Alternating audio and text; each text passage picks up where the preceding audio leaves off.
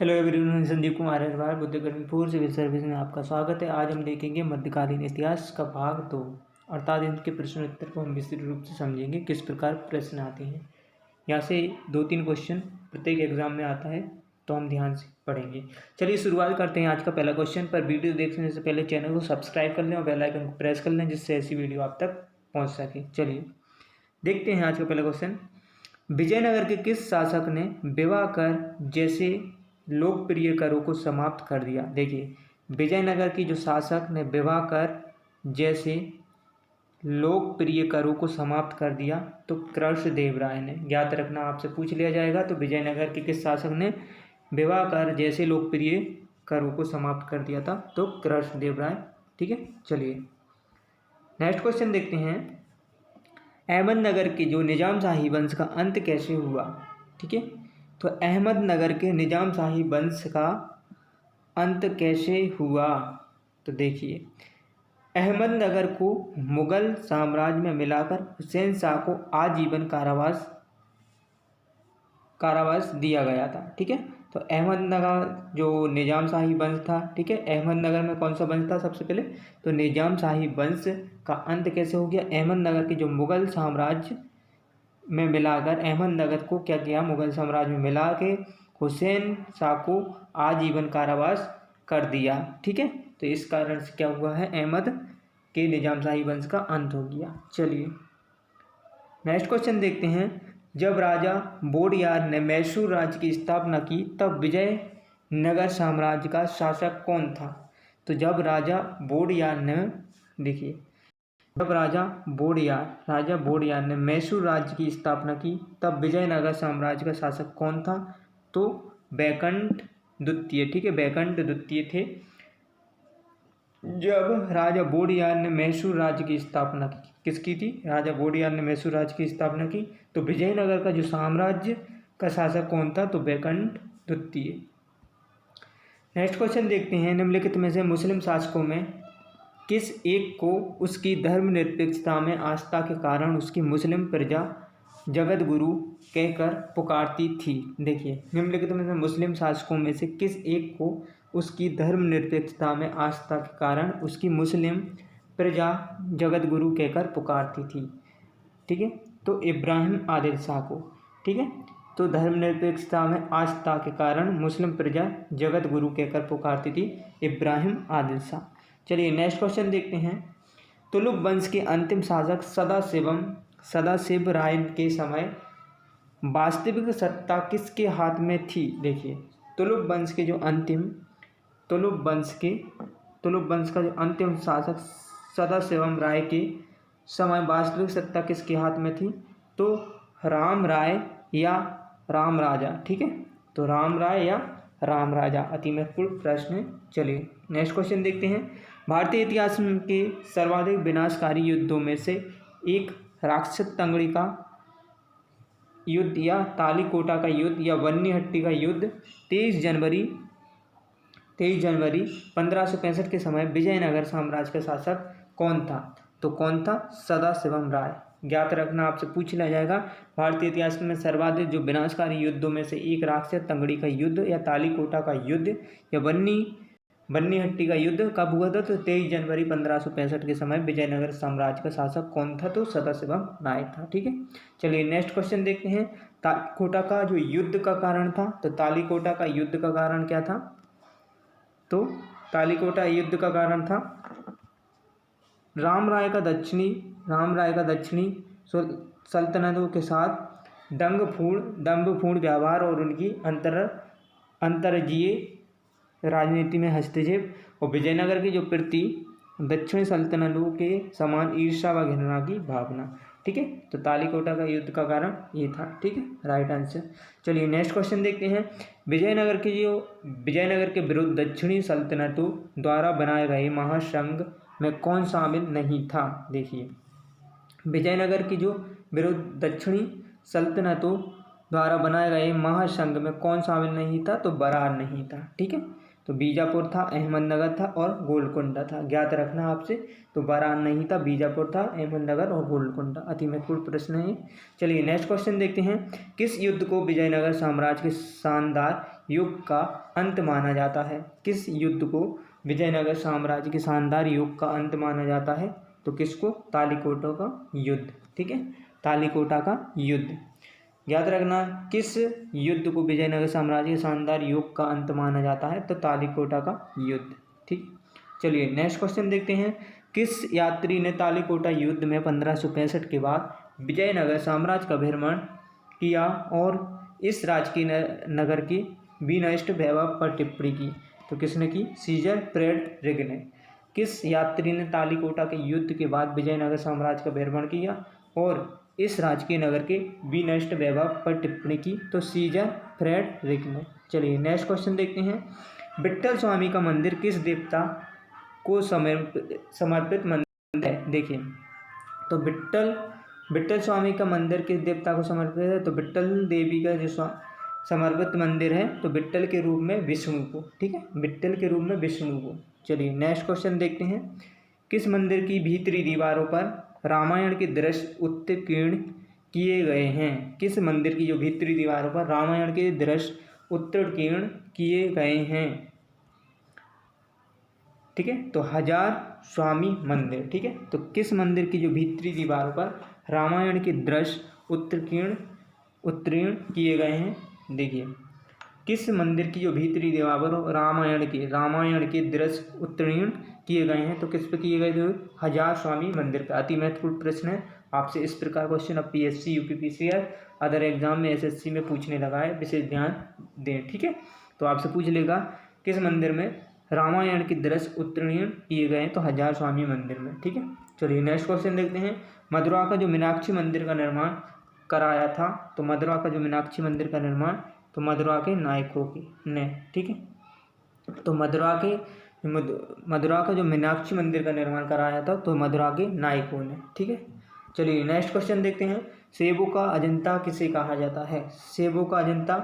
ठीक है, सेबों का अजंता किसे? तो लिपाक्षी। ठीक है, सेबों का जो अजंता किसको कहा जाता है? लिपाक्षी को।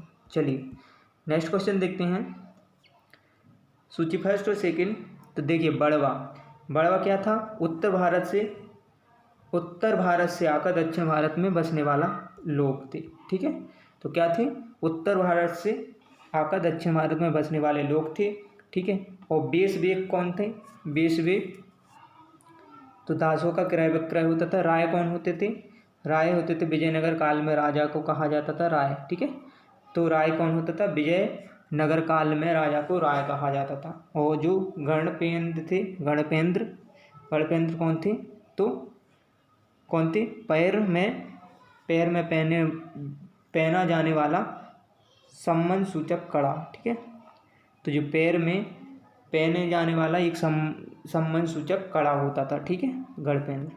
चलिए नेक्स्ट क्वेश्चन देखते हैं, रिपीट क्वेश्चन। चलिए देखिए, सूची फर्स्ट और सेकंड का सम्मिलित करें। सूची फर्स्ट सेकंड। तो भंडारवाद ग्राम भूमि। तो भंडारवाद ग्राम भूमि क्या होती थी? राज्य के सीधे नियंत्रण वाले ग्रामों की भूमि होती थी। ठीक है, तो भंडारवाद ग्राम भूमि होती थी, राज्य के सीधे नियंत्रण वाले ग्रामों की भूमि होती थी। राज्य के सीधे, ठीक है, राज्य के सीधे नियंत्रण वाले ग्रामों की भूमि होती थी। मान्य भूमि होती थी, तो राज्य द्वारा कर मुक्त को मान्यता प्राप्त भूमि होती थी। ठीक है, तो मान्य भूमि क्या होती थी? राज्य द्वारा कर मुक्त मान्यता प्राप्त भूमि होती। अमरम क्या होती थी? सैनिक व असैनिक अधिकारियों को उनको सेवा के बदले में दी जाने वाली भूमि होती थी। ठीक है, उसके बाद रक्त कोणगे भूमि होती थी। युद्ध में सौर प्रदर्शन करने वाले को दी जाने वाली भूमि। ठीक है, अति महत्वपूर्ण प्रश्न यहाँ से। चलिए ठीक है, नेक्स्ट क्वेश्चन देखते हैं। देखिए, वीर पंचाल का अर्थ क्या था? वीर पंचाल का तो दस्तकार वर्ग होता है। ठीक है, वीर पंचाल का अर्थ क्या है? दस्तकार वर्ग। अति महत्वपूर्ण प्रश्न है, तो वीर पंचाल का अर्थ है दस्तकार वर्ग है। ठीक है, चलिए नेक्स्ट क्वेश्चन देखते हैं। कौन सुमिलित नहीं है? तो कौन सुमिलित नहीं है इसमें से? देखिए, उम्बली उम्बली भूमि गांव के कुछ विशेष सेवाओं के बदले दी जाने वाली कर मुक्त भूमि होती थी, उम्बली भूमि। ठीक है। कुटुक्गी पट्टे पर ली गई भूमि होती थी। ठीक है। जो कुटुक्गी थी पट्टे पर ली गई भूमि होती थी। और कुदी कृषक मजदूर। ठीक है। कुदी कृषक मजदूर होती थी। मान्य राज के सीधे, ये इसका रॉन्ग आंसर है। चलिए नेक्स्ट क्वेश्चन देखते हैं। मराठाकालीन पेशवा के समतुल्य विजयनगर का केंद्रीय प्रशासनिक पद था तो प्रधानी महाप्रधानी। ठीक है। देखिए, मराठाकालीन पेशवा के समतुल्य विजयनगर का केंद्रीय प्रशासनिक पद था तो प्रधानी और महाप्रधानी। ठीक है। तो मराठाकालीन पेशवा के समतुल्य विजयनगर का जो केंद्रीय प्रशासनिक पद था वो प्रधानी और महाप्रधानी था। अति महत्वपूर्ण प्रश्न। चलिए नेक्स्ट क्वेश्चन देखते हैं। सूची फर्स्ट और सेकंड। तो सभानायक कौन था? सभानायक मंत्री परिषद का अध्यक्ष होता था। ठीक है। सर्वनायक मुख्य सचिव होता था। और माननीय प्रधानम गृह मंत्री। और मुद्राकर्ता तो शाही मुद्रा को रखने वाला होता था। ठीक है। तो सभानायक था मंत्री परिषद का अध्यक्ष होता था। सर्वनायक था तो मुख्य सचिव। और माननीय प्रधानम गृह मंत्री। ठीक है। मुद्राकर्ता शाही मुद्रा को रखने वाला। ठीक है।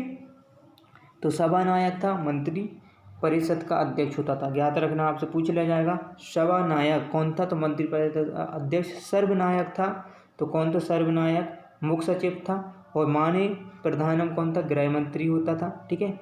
तो विजयनगर काल में माननीय कौन था? माननीय तो गृह मंत्री। और मुद्राकर्ता था शाही मुद्रा को रखने वाला। ठीक है।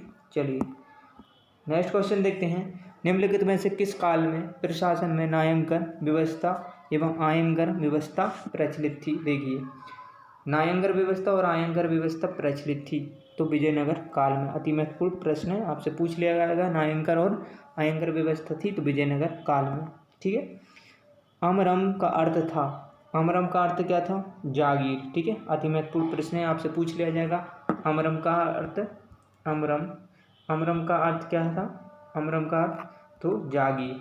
ठीक है। जागीर। ठीक। चलिए नेक्स्ट क्वेश्चन देखते हैं। विजयनगर काल में ग्रामीण शासकीय इकाई पर शासन के लिए 12 व्यक्तियों को नियुक्त किया जाता था, जिसे कहा जाता है। देखिए, विजयनगर काल में ग्रामीण शासकीय इकाई पर शासन के लिए 12 व्यक्तियों को नियुक्त किया जाता था, जिसे कहा जाता था तो आयंगर। ठीक है। आयंगर। शिष्ट का अर्थ था तो भूमिकर। शिष्ट का अर्थ क्या था? भूमिकर।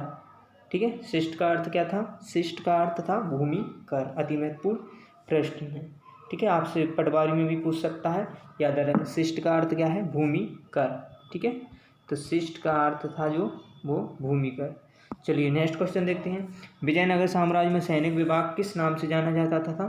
तो विजयनगर में जो सैनिक विभाग किस नाम से? तो कदाचार। ठीक है। अति महत्वपूर्ण प्रश्न है। विजयनगर साम्राज्य में सैनिक विभाग किस नाम से जाना जाता था? कदाचार। ठीक है। चलिए नेक्स्ट क्वेश्चन। तेलुगु के कवियत्री में शामिल नहीं था तो कौन नहीं था?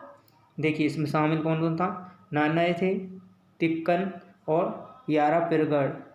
तो इसमें तिरुवल्लुवर नहीं थे। ठीक है। तिरुवल्लुवर। ठीक है, ये शामिल नहीं थे। चलिए नेक्स्ट क्वेश्चन देखते हैं। राज्य और संस्थापक।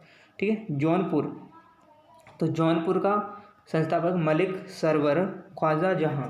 मालवा का दिलावर खां गौरी था। गुजरात का तो जफर खां मुजफ्फर शाह। और बंगाल का शमसुद्दीन इलियास शाह। ठीक है। तो याद रखना आपको। ठीक है। जौनपुर का कौन था? मलिक सरवर ख्वाजा। ठीक है। जौनपुर का कौन था? मलिक सरवर ख्वाजा जहां। ठीक है। मालवा का दिलावर खां गौरी। और गुजरात का जफर खां मुजफ्फर शाह। और बंगाल का शमसुद्दीन इलियास शाह। ठीक है। चलिए नेक्स्ट क्वेश्चन देखते हैं। खानदेश राज का संस्थापक था तो खानदेश राज का संस्थापक कौन था? मलिक रजा फारूकी। ठीक है। खानदेश राज का संस्थापक था तो मलिक रजा फारूकी। अति महत्वपूर्ण प्रश्न है, आपसे पूछ लिया जाएगा। खानदेश राज का संस्थापक था तो मलिक रजा फारूकी। चलिए नेक्स्ट क्वेश्चन देखते हैं। तैमूरलंग। ठीक है। तैमूरलंग के आक्रमण में 1398 ईस्वी के बाद गंगा की घाटी में स्थापित होने वाला राज्य था देखिए तैमूरलंग के आक्रमण के 1398 ईस्वी में गंगा की घाटी में स्थापित होने वाला राज्य था तो जौनपुर। ठीक है, कौन था? जौनपुर। अति महत्वपूर्ण प्रश्न। चलिए, कहाँ के शासक की उपाधि सुल्तान उस सर्क पूर्व का स्वामी थी? तो कहाँ के शासक की उपाधि सुल्तान उस सर्क पूर्व का स्वामी थी? तो जौनपुर। ठीक है, जौनपुर। कहाँ के शासक की उपाधि सुल्तान उस सर्क पूर्व का स्वामी थी? तो जौनपुर। चलिए नेक्स्ट क्वेश्चन देखते हैं। मालवा के किस शासक के शासनकाल में मालवा राज्य का विलय अकबर द्वारा मुगल साम्राज्य में कर दिया गया? तो किसमें? बाज बहादुर। ठीक है, ठीक। चलिए नेक्स्ट क्वेश्चन। अहमदाबाद की स्थापना किसने की? तो अहमदाबाद की अहमद शाह ने, प्रथम ने। ठीक है, याद रखना है अहमदाबाद की स्थापना किसने की? तो अहमद शाह प्रथम। ठीक है, अहमद शाह, अहमदाबाद की स्थापना किसने की? तो अहमद शाह प्रथम।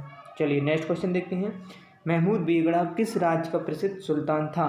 तो महमूद बेगड़ा किस राज्य का प्रसिद्ध सुल्तान था? तो गुजरात का। ठीक है, तो महमूद बेगड़ा किस राज्य का प्रसिद्ध सुल्तान था? तो गुजरात। अति महत्वपूर्ण प्रश्न है, आपसे पूछ लिया जाएगा महमूद बेगड़ा किस राज्य का प्रसिद्ध सुल्तान था? तो गुजरात। चलिए नेक्स्ट क्वेश्चन देखते हैं। कश्मीर के प्रसिद्ध शासक जैन उल आबुद्दीन। ठीक है, आबुद्दीन। तो कश्मीर के जो प्रसिद्ध शासक जैन उल आबुद्दीन ने महाभारत में राजतरंगिणी आदि संस्कृत ग्रंथों का अनुवाद किस भाषा में कराया? तो फारसी में।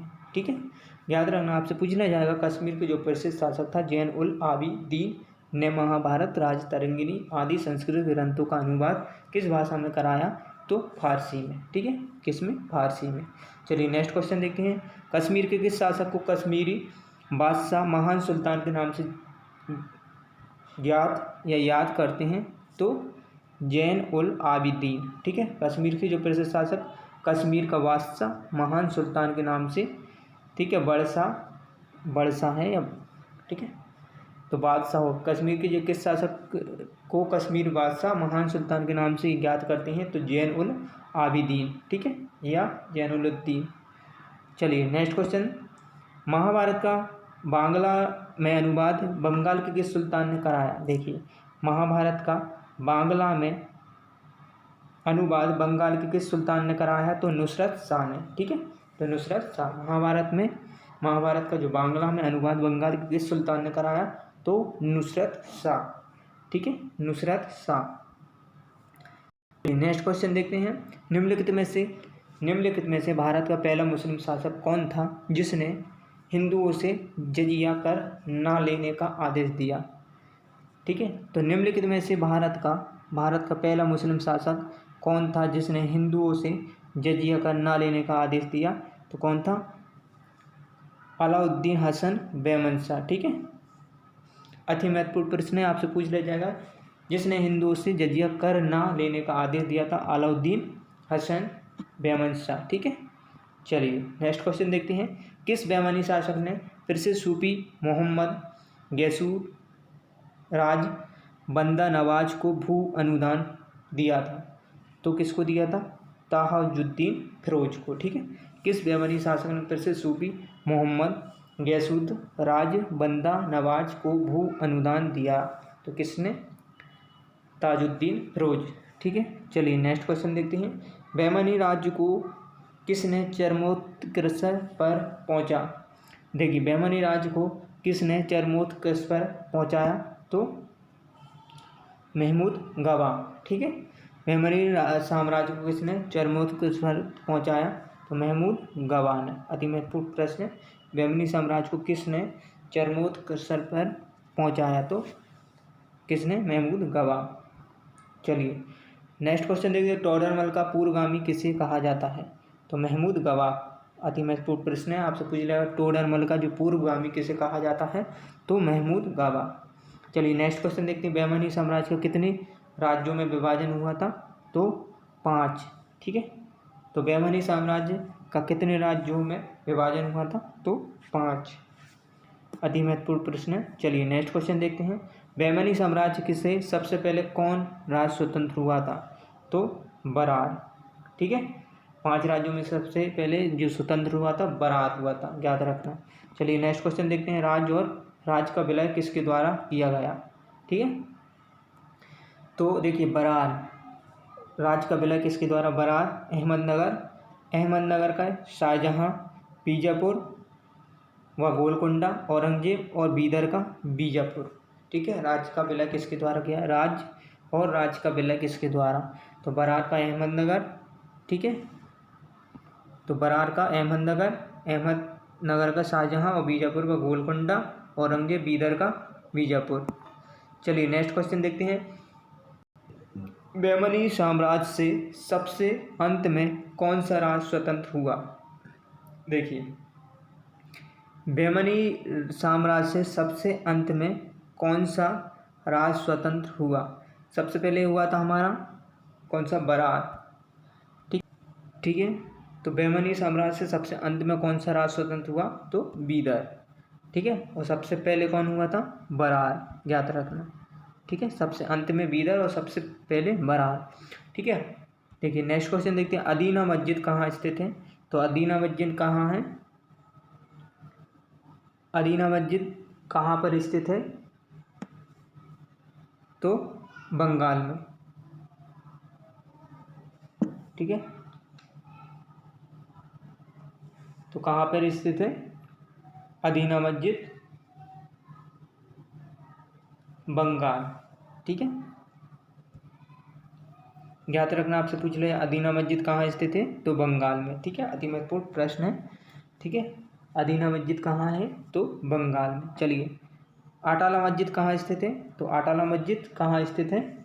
जौनपुर में। ठीक है, अति महत्वपूर्ण प्रश्न है। अदीना मस्जिद बंगाल में, अटाला मस्जिद जौनपुर में।